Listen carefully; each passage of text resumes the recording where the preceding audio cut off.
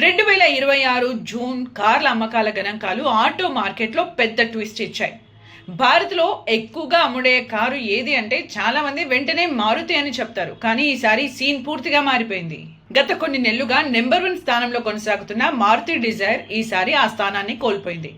Maruti, Mahindra, Hyundai వంటి దిగ్గజాలను వెనక్కి నెట్టి టాటా మోటార్స్ కు చెందిన టాటా పంచ్ దేశంలోనే జూన్ నెలలో అత్యధికంగా అమ్ముడైన కారుగా నిలిచింది.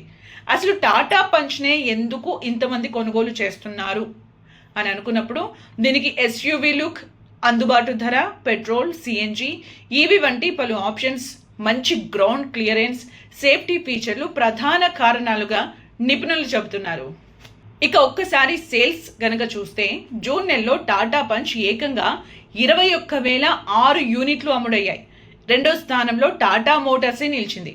టాటా నెక్సాన్ 18,335 యూనిట్లతో రెండో స్థానం దక్కించుకుంది.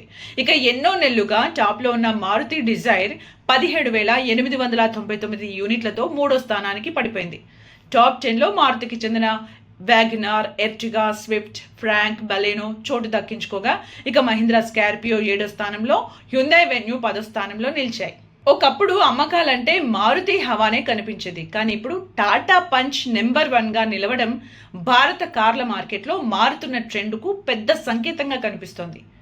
మీరైతే ఏ కార్ చూస్ చేస్తారు? టాటా పంచ్ లేదా మారుతి? కమెంట్లో చెప్పండి.